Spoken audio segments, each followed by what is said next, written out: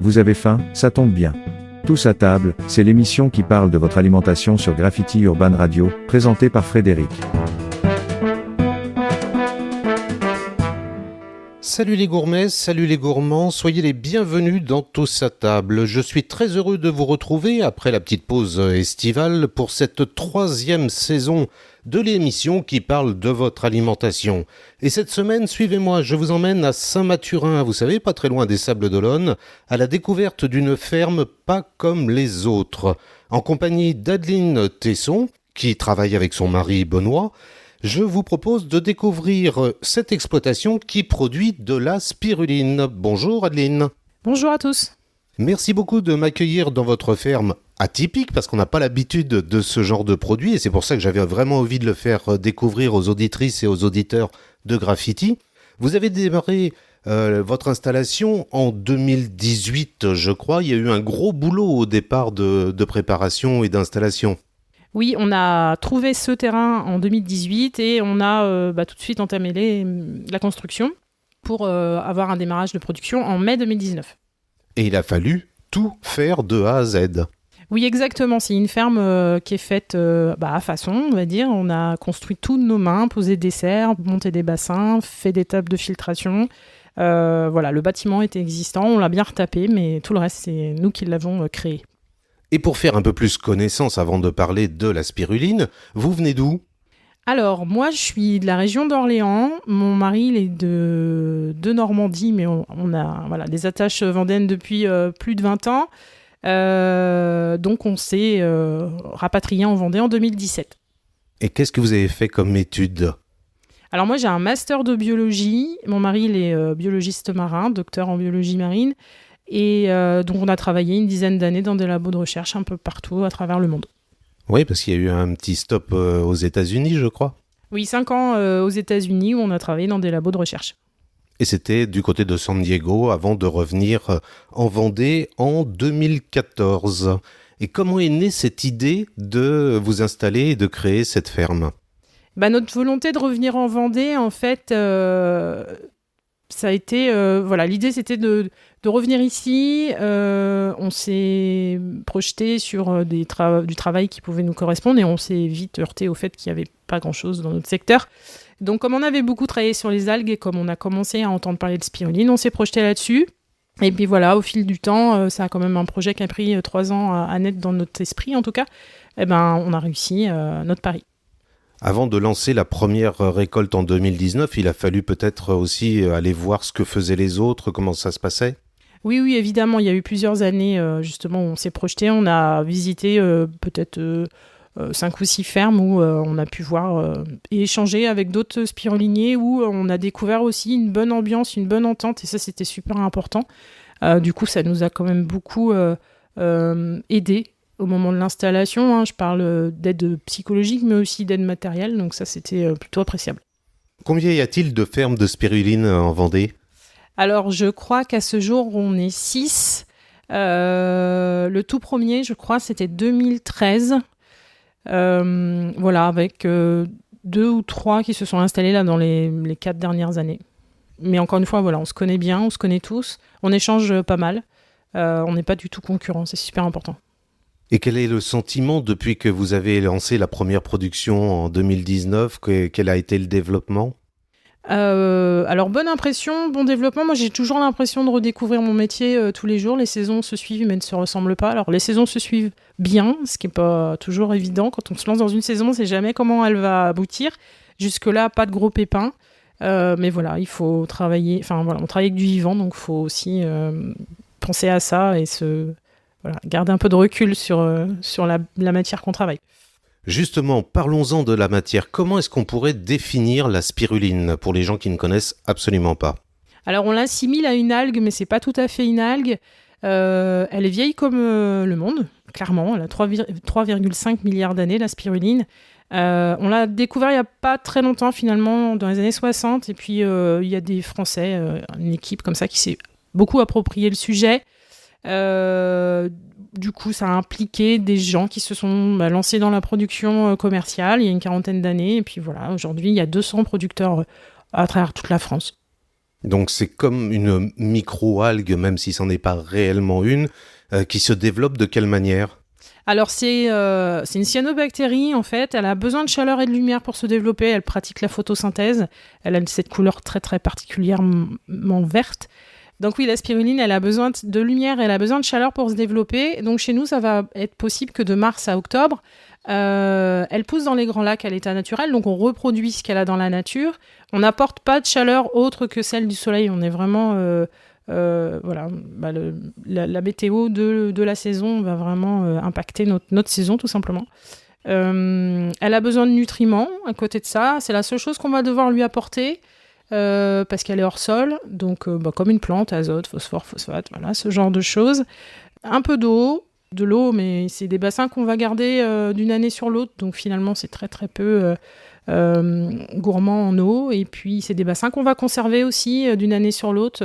Moi j'entame ma 5e saison, un de mes bassins il a 4 ans, même s'il ne pousse pas pendant l'hiver, parce qu'il n'y a pas les conditions qui sont réunies, les bassins vont hiberner et rester en vie en fait. Oui, parce qu'il y a une saisonnalité de production qui va du mois d'avril au mois d'octobre, je crois. Alors mars à octobre à peu près, avec un pic de juin jusqu'à fin septembre à peu près. Donc là, on est clairement dedans. Eh bien, on va marquer une petite pause musicale comme d'habitude dans cette émission. Et souvenez-vous, c'était au mois de juin dernier, à la fête de la musique. Ils nous ont fait le plaisir de venir sur le podium de Graffiti pour vous faire bouger, pour vous faire danser. Voici tout de suite Ireke avec leur titre Petit à Petit.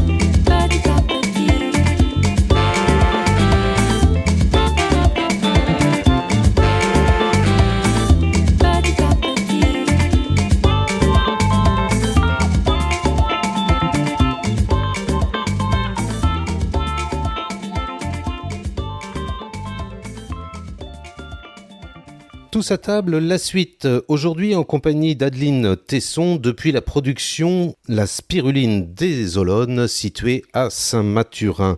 Comment est-ce qu'on pourrait décrire le travail que l'on fait pour récolter la spiruline, une journée type de travail, de production?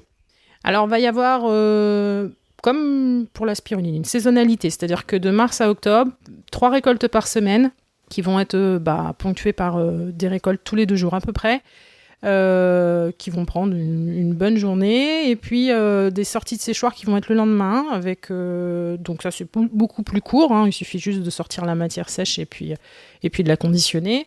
À côté de ça, tout le reste, j'ai envie de dire, c'est-à-dire gérer le site internet, les commandes qu'on peut avoir en ligne, voilà, tout l'administratif, etc. Alors les hivers sont un petit peu plus cool, dans le sens où fin octobre, on prend une petite pause, on part en vacances, c'est le seul moment où c'est possible.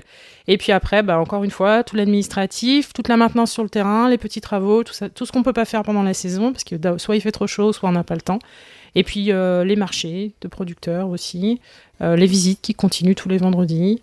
Voilà comment ça se passe.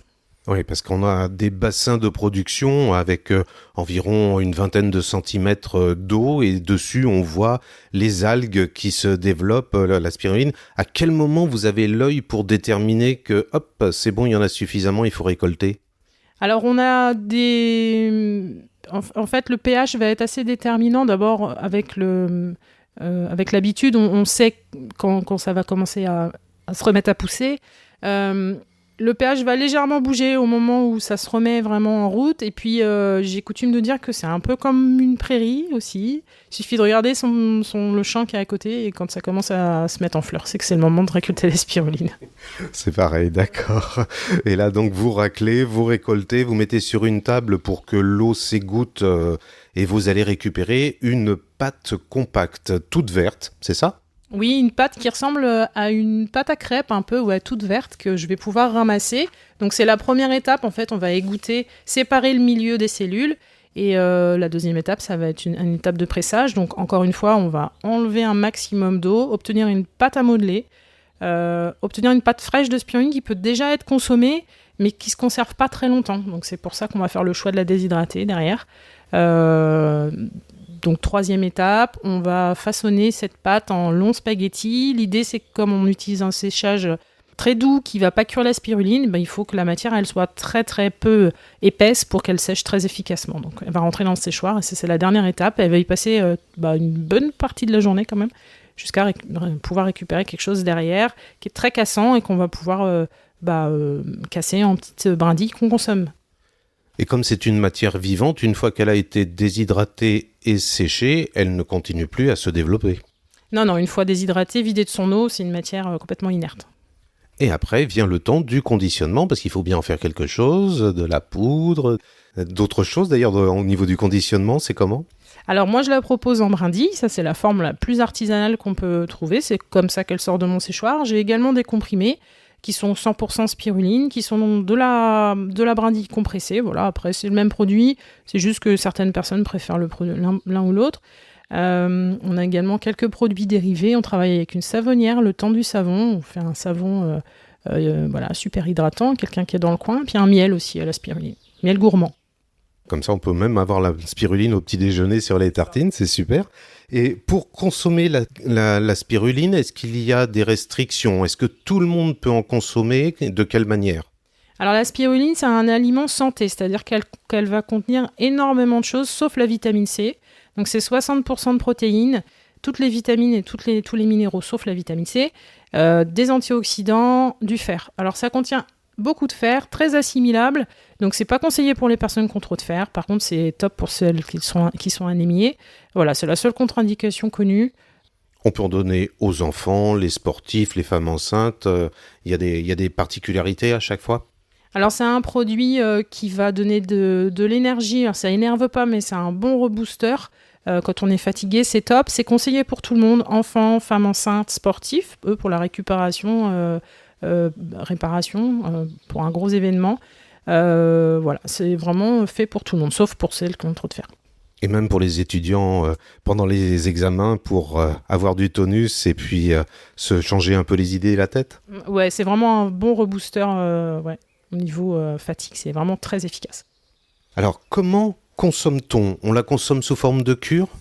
C'est ça, on va faire des cures, c'est des sachets d'1 mois. Alors, c'est des cures d'1 mois au moins. Après, chacun voit s'il veut faire une cure de 2, 3, on prend toute l'année. Voilà, vraiment autant de cas de figure que de personnes. Mais l'idée, c'est que quand on commence son sachet, on le termine. C'est comme ça qu'on va combler ses carences. C'est comme ça que l'aspirine va être efficace. On l'ajoute à son alimentation, donc en petites brindilles, dans un jus de fruits, dans un yaourt, dans un smoothie, dans une compote, sur sa salade, sur sa tartine de confiture au petit déjeuner. Voilà. On ne chauffe pas la spiruline. C'est un produit qui contient vraiment beaucoup de choses utiles. Donc si on la chauffe, on va vraiment perdre un peu de ses bienfaits. Donc c'est plutôt quelque chose qu'on consomme froid. Et toujours accompagné avec un peu d'alimentation où on le mange seul. Alors, on peut le manger seul, il y en a qui adorent. Après, c'est vrai que c'est quand même beaucoup plus pratique de le mélanger à je vous dis, un jus, une compote ou un yaourt. C'est vraiment comme ça le plus simple. Et les petites brindilles, pourquoi pas sur des petites salades, surtout que là, en arrière-saison, on a encore des belles journées en septembre et on peut se faire des super salades à la spiruline. Vous avez une idée, petite recette comme ça qui vous vient à l'esprit ? Une petite sur sa salade, l'idée c'est vraiment toujours de prendre la dose qu'il faut, donc la cuillère à café bien bombée, mais on peut mettre sa salade de riz, c'est très craquant, ça donne un petit goût sympathique, couleur assez spectaculaire parce que c'est très colorant, donc sur du riz ça va vite finir très très vert, mais ou dans un smoothie, mélangé avec un peu de kiwi pour la vitamine C qu'elle contient pas, un peu de pomme, du céleri, voilà, vous avez quelque chose de top. Donc la cuillère à café bombée, c'est l'équivalent d'à peu près 5 grammes, c'est ça ? 3 grammes, ça suffit pour une personne. Pour un adulte, c'est la dose. La dose par jour et sur une cure de plusieurs semaines, voire plusieurs mois. Alors 1 mois minimum. Après, plusieurs mois, c'est possible. Il y a pas de... On peut en prendre toute l'année. Voilà. Est-ce qu'elle a un lien avec la régénération des cellules tous les 21 jours ? Là, je saurais pas te dire. J'ai pas d'infos. Mais ça peut être un bon complément, toujours. Ça peut, oui. Pour venir vous rencontrer, parce que je sais que la ferme est ouverte à la visite, comment on fait ? Alors moi, je fais des visites ouverture au public tous les mercredis et vendredis, entre 15h et 18h30, de juillet à fin septembre. Après, toute l'année, les vendredis, de toute façon, 15h, 18h30. Il n'y a pas besoin de prendre de rendez-vous. Les gens viennent. Il y a un tour qui va durer entre une demi-heure et 3/4 d'heure où je présente ma ferme, j'explique comment je travaille, ce qu'est la spiruline. La boutique, elle est sur place, il n'y a aucune obligation d'achat, évidemment. Voilà. C'est très visuel, donc vous pouvez venir avec vos enfants également, c'est très sympa pour eux. J'ai fait également des visites privées pour des groupes, des associations, des entreprises, etc. C'est plus facile pour nous de se rencontrer à d'autres moments, donc voilà, on peut prendre rendez-vous à un autre moment, il n'y a aucun souci. Et pour tout ça, il y a un site internet. Oui, www.spirulinedesolane.com. Vous avez un maximum d'informations sur les bienfaits, la spiruline, comment nous rencontrer, comment commander en ligne éventuellement, plein de choses. Alors il y a une question qui semble récurrente quand vous avez les visites de la ferme, qui sont gratuites d'ailleurs, il faut le préciser, c'est qu'en est-il de la spiruline bio ? Ça, c'est la question qui vous est posée sans arrêt. Alors il y a une très bonne explication sur votre site internet, laspirulinedesolane.com, mais quelques mots là-dessus ?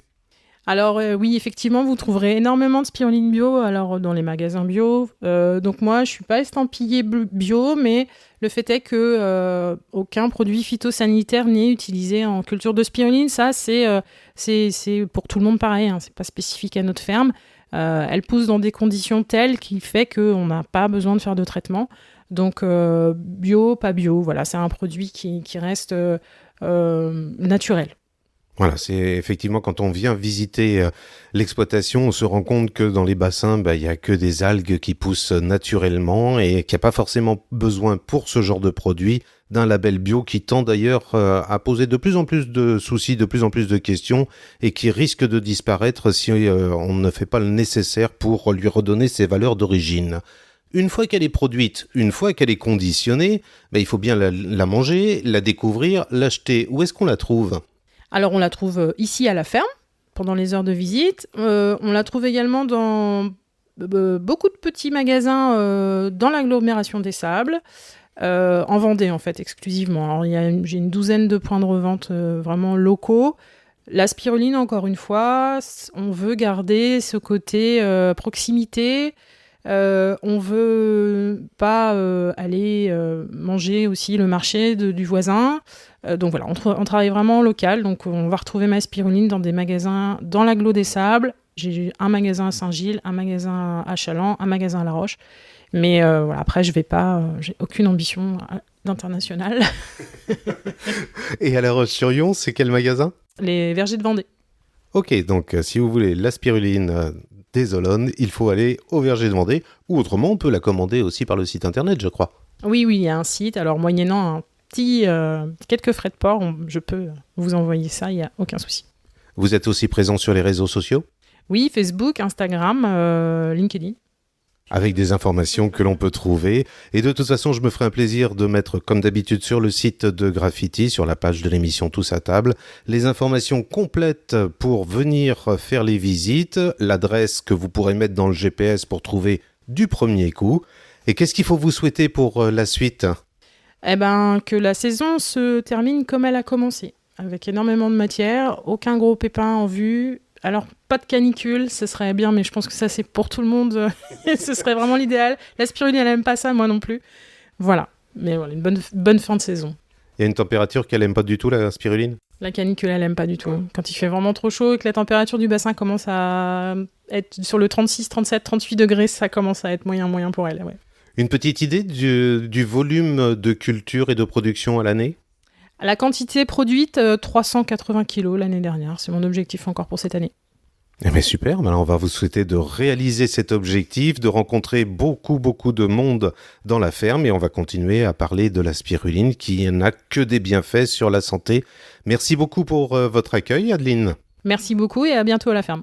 Et vous, je vous souhaite à toutes et à tous une très bonne journée à l'écoute des bonnes ondes de Graffiti et on se donne rendez-vous bien sûr la semaine prochaine pour une nouvelle émission de Tous à table. À bientôt.